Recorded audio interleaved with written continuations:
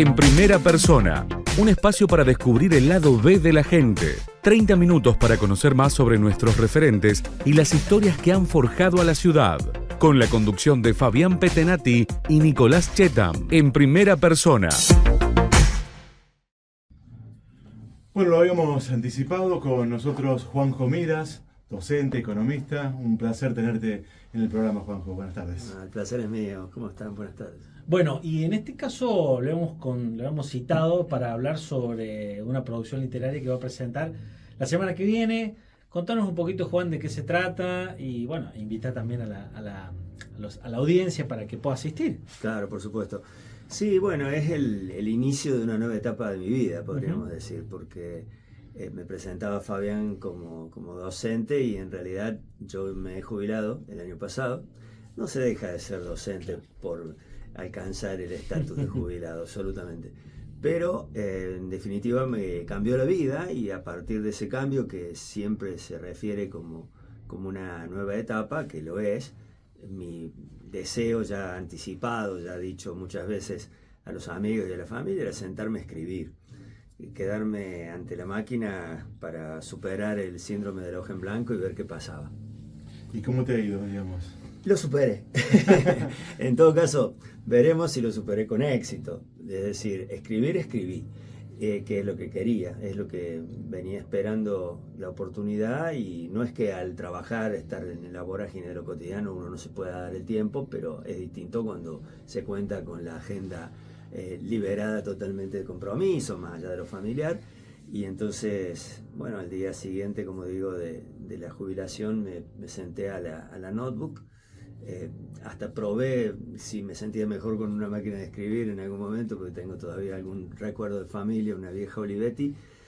Pero bueno, fuimos a la notebook y ahí empezamos. Y la verdad que siento que me ha ido bien en la medida en que en lo estrictamente personal yo quedé contento con lo que hice. Después, como digo, como toda cosa que involucra la necesaria opinión de los demás, veremos qué efecto genera en quienes lo lean. Bien, ¿y qué se puede decir de espacio, tiempo y engaño, relatos ficcionales de hechos que sí sucedieron, que ese es justamente el libro que vas a presentar esta semana que está por arrancar? Claro, el título tiene una aclaración, una bajada, sí, ¿no? Como diríamos periodísticamente, porque si leíamos nada más espacio, tiempo y engaño, la gente podría decir, bueno, ¿y esto de qué se tratará? Bueno, son justamente relatos ficcionales, en tanto obviamente incursiona por ese género, pero a la vez todo tiene que ver con cosas que han pasado o que nos pasan.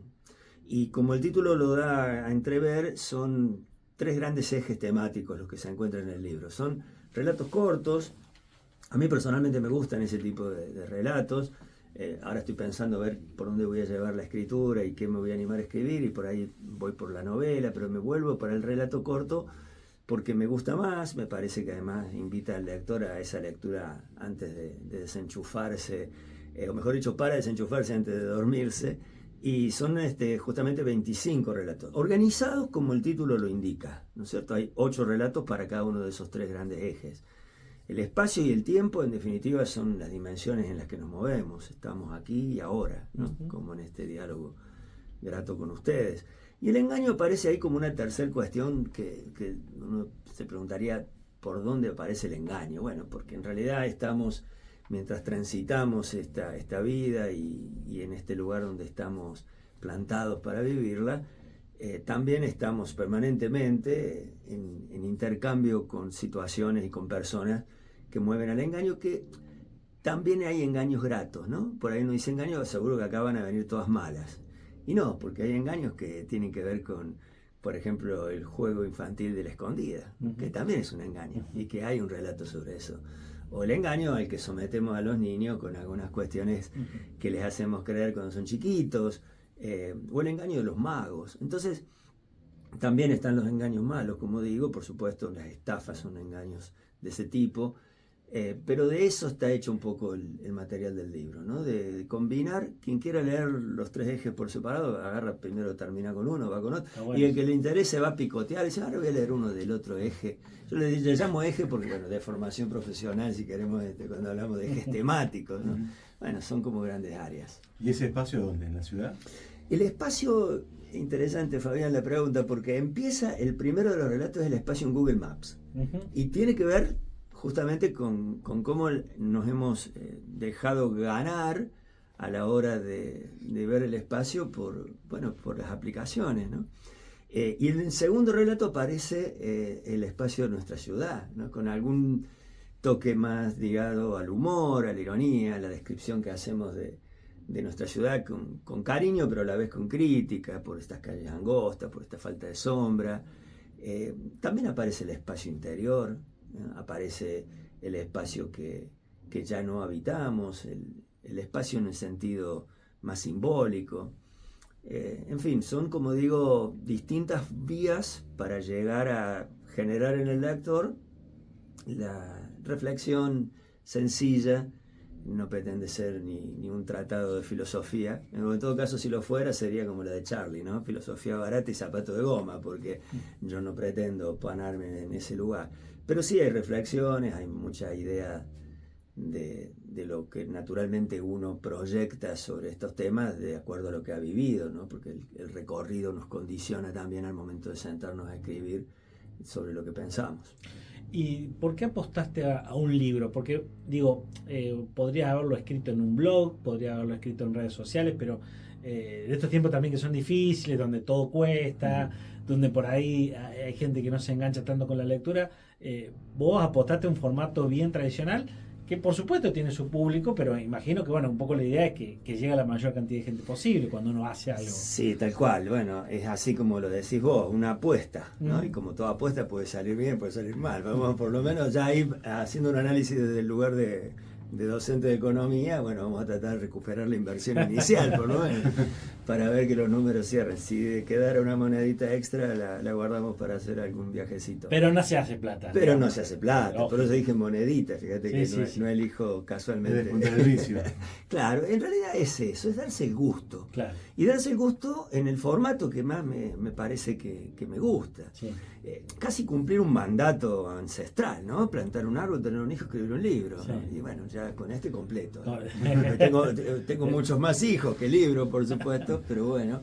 Bueno, por ahora. Por ahora, bueno, no, ya está. La fábrica terminó su producción y ya los chicos están grandes, los nietos no van a llegar por ahora, da la impresión, así que hay que darle por el lado la lectura. Y la verdad que a mí en lo personal, escribir es algo que siempre me gustó. Vos decías recién redes sociales, bueno, en alguna época, tiempo de años atrás, capaz Fabián se recuerde porque creo que estamos ahí en la misma red. A mí me gustaba sentarme por ahí en el Facebook y escribir.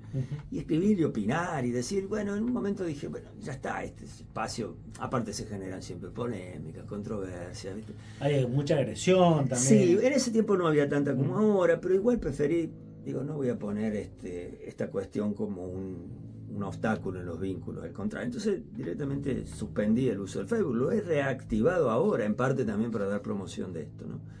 Y la verdad que yo podría haberlo dejado por ese lado, pero preferí que vaya por libro. Pero no lo descarto a lo de tener otros espacios. Justamente, bueno, entre las cosas que uno va haciendo porque le gusta, estoy en el ambiente de la radio, una cosa que también me gusta mucho.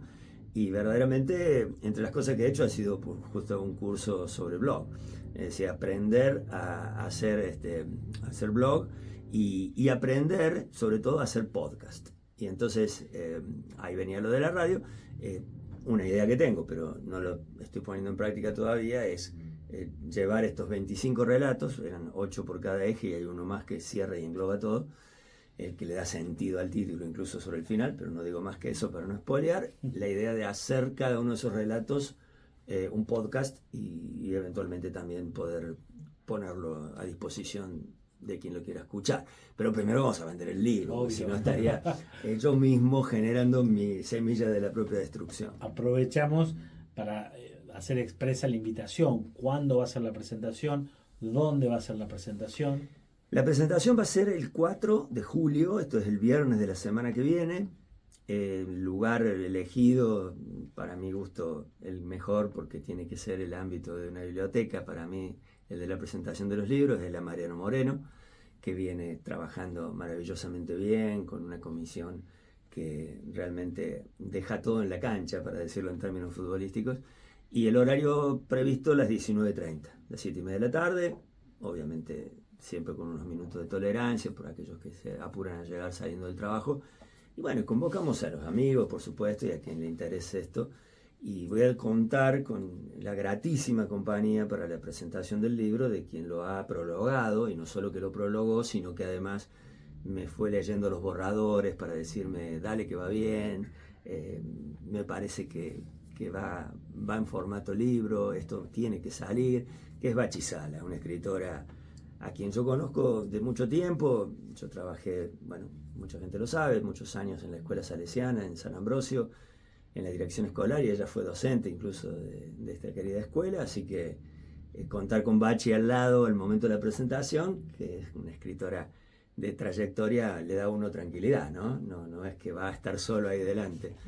Y como les he dicho a algunos, como para seducirlos por otro lado, si no le va tanto la lectura, estamos terminando en casa de preparar el limoncello, que tenemos un limonero que se ha revelado muy generoso, y entonces vamos a tener un limonchalito para servir al final, si se quedan. Y entonces, bueno, si no se van con el libro, al menos se van con los pies un poquito más calientes. Vos mencionaste tu segundo hogar, digamos, la escuela, digamos. Sí.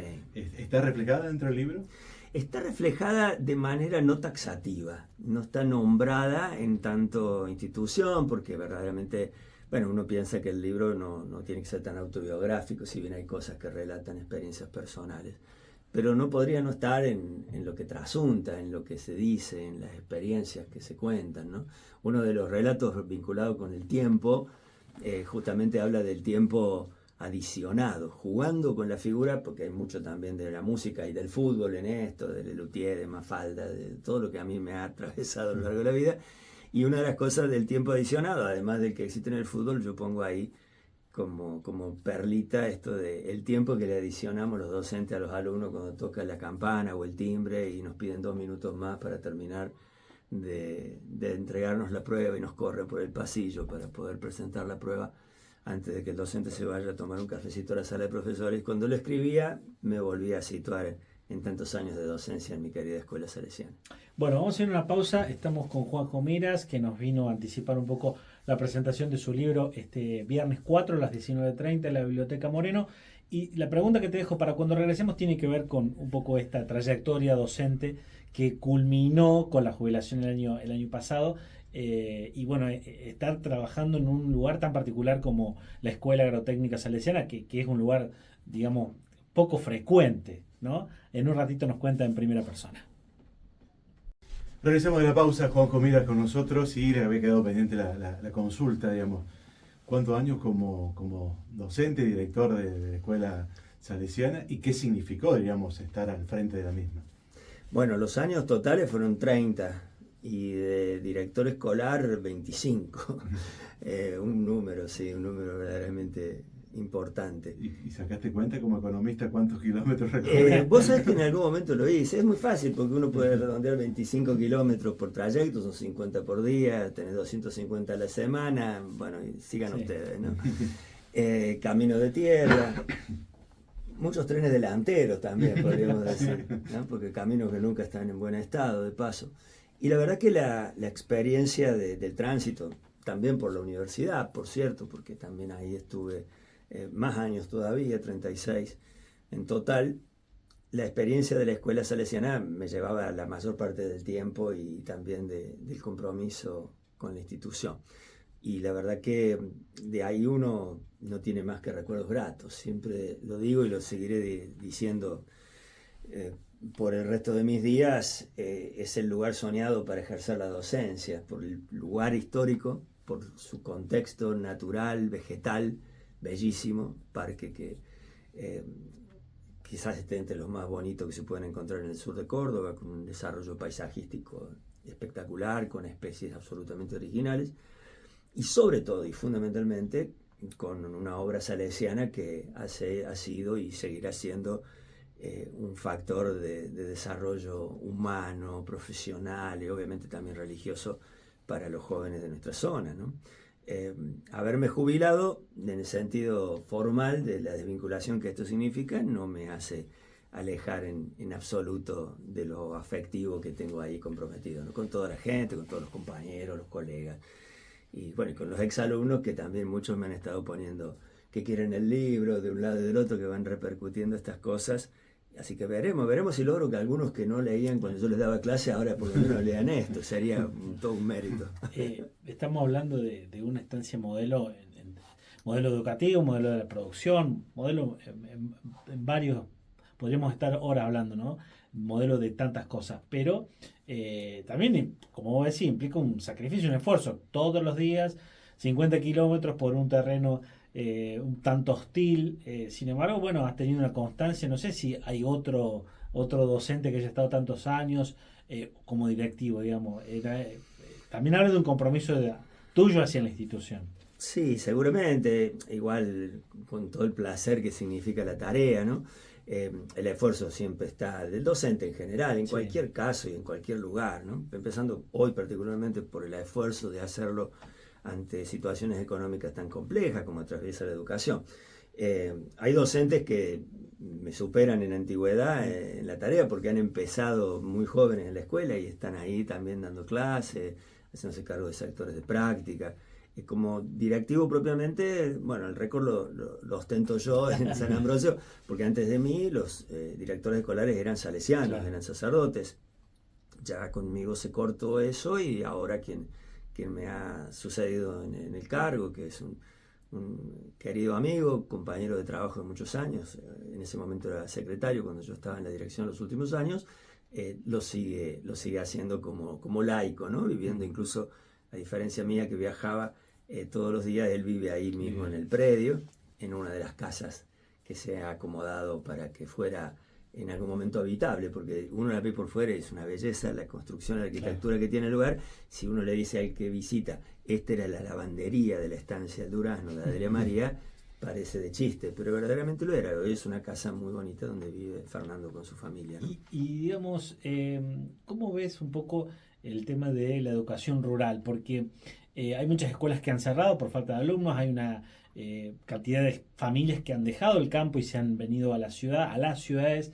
¿Qué futuro le ves a esa institución que está enclavada en una zona rural muy rica, muy obviamente importante, pero que también debe haber sufrido la pérdida de cantidad de personas viviendo en los alrededores? Sí, en el caso particular de la escuela salesiana, esto lo conozco porque no hace tanto tiempo que dejé de ir asiduamente a diario, vivió una experiencia de transformación respecto del alumnado al ritmo que fue cambiando el sistema productivo agropecuario, sobre todo a partir del fenómeno de la agriculturización, que le gana la pulseada a la ganadería fuertemente en esta zona, desplazándola a otros sectores, a otros territorios. Obviamente eso sacó gente del campo, la llevó a vivir a los pueblos, ya entonces la oferta educativa pasa a ser otra, hay posibilidades de estudiar en pueblo o en la misma ciudad de Río Cuarto. Entonces muchos chicos que vivían en el campo y que asistían a San Ambrosio casi como única opción, por ser oferta única para ellos, por tener internado el colegio,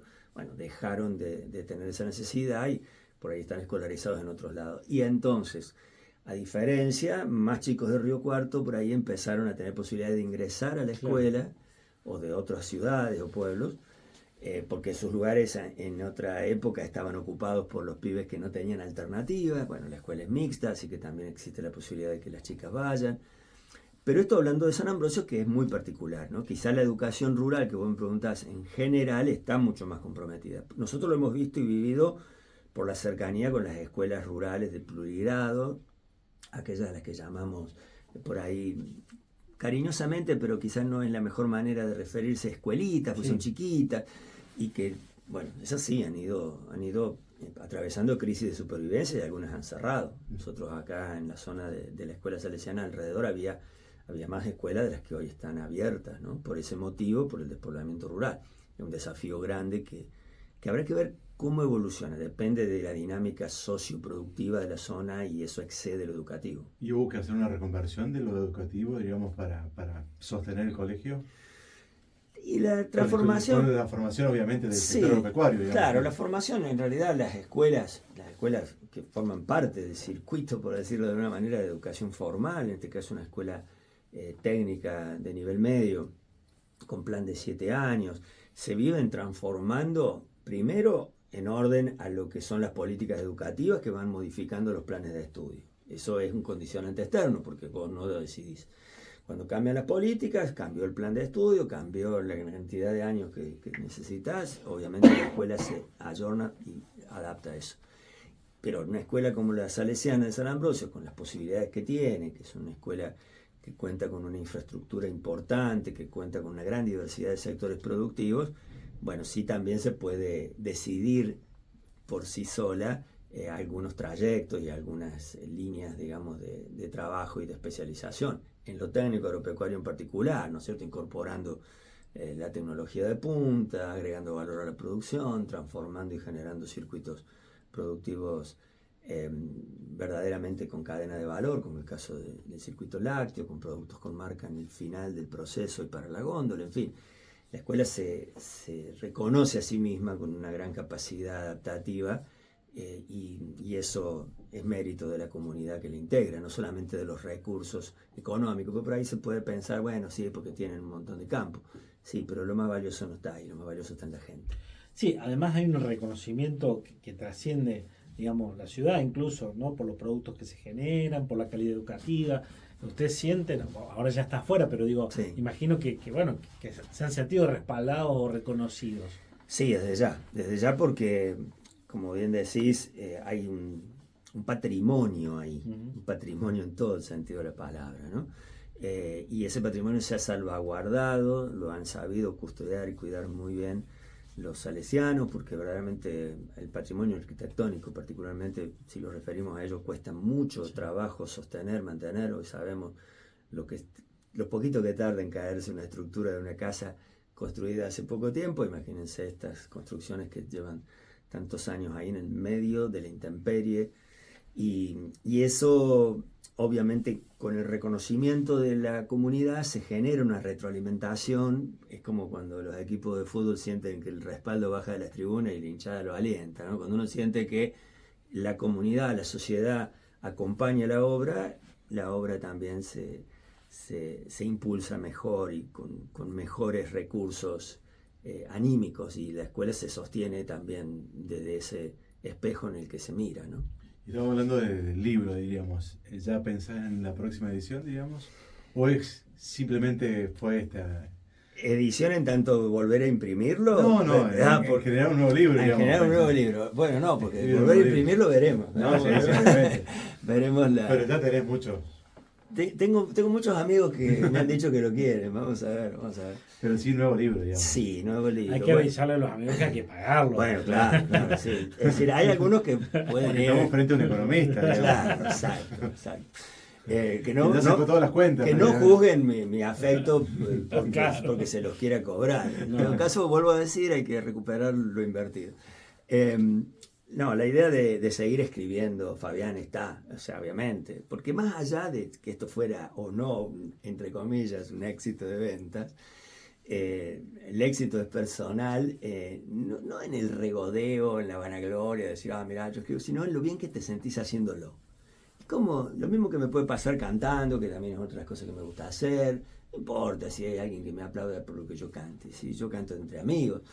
A lo mejor el próximo paso. A lo mejor, bueno, es que entre otras cosas yo tengo letras de canción, hay una letra ahí también, hay cuento, hay letra de canción, hay poema, hay de todo en el libro, vamos generando expectativas. Pero yo tengo intención de seguir escribiendo. Y de veras, no tendría la certeza en este momento por dónde. Me gusta mucho este género, el género del relato. Yo tomé algún taller también de microrelato con Juan Solá cuando estuvo por acá por Río Cuarto.